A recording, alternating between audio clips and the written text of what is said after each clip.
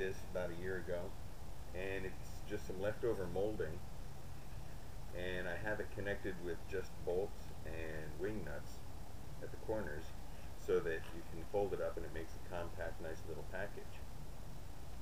And if you straighten them out and tighten them down, it holds it rigid enough to fit into the base framework that I made. Now, the base framework, I just took some extra pieces of that wood and made blocks in the center and blocks on the top so that it would support it, and then you just fit it in like that, and that'll hold it steady, about like that, and like this. So that served its purpose. The only trouble, and I got spoken to at the range a couple of weeks ago, is that when it's set up like this is generally the height that I'm going to set it at, because I want my target to be low enough so I don't do this sort of thing and chew up the hole. But I got spoken to because with a down angle like this,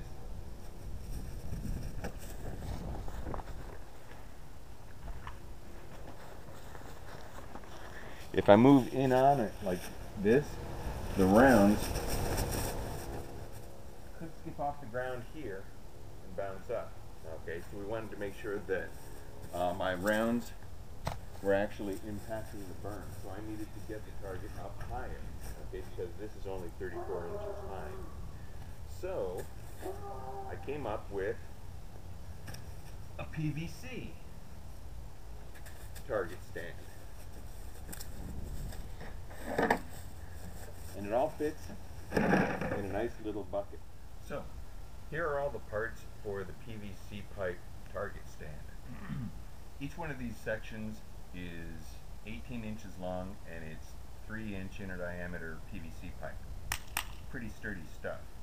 Okay, now the only parts that I glued together are these sections here, where I took an 18-inch piece and on one side glued the 90-degree turn, and on the other side put a pass-through three-way, okay, so that this allows this to go straight. And when I glued them, I set them at 90 degrees from this turn to this turn, and yes, I did use a level. Okay, now because this bracket is 34 inches long and it's kind of on its last leg, one more 45 round right here, and that should pretty much do this one in. I anticipate having to make more of these brackets.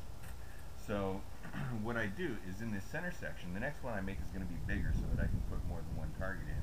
I want to be able to have the width of it adjustable, and to that end I have the 18-inch piece and a smaller piece. I have a couple of different sizes of these, and a coupling. So you just connect the coupling here and here and put that into the 90-degree turns. And you can just hand fit them. They don't have to be terribly rigid, it just has to stay in place. The rigidity comes from the fact that these vertical parts here are not going to turn, because once they're in place, since this section here is glued and this section here is glued, there's no play this way, okay, and it won't rock and turn. So this is the basic framework. Now I did an unnecessary part by adding these. These go on here, and I anticipate that I'll only need to use these extra supports for windy days. Now when I put this in, it just goes right in there, and here it's fine, but you can slide it all the way down. So it's like, well, this is no better than I was doing before, because it's still only 34 inches high. So what I did is in these vertical pipes, I drilled a couple of holes here and here, and I take little dowels and I just put the dowel in through the hole here and there, and that stops this from going down. I have a couple of different heights, so depending on how big this gets, I can use the lower one or the upper one.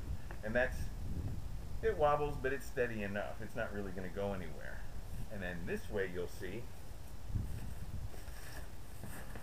that I've got a lot more height to the target, okay?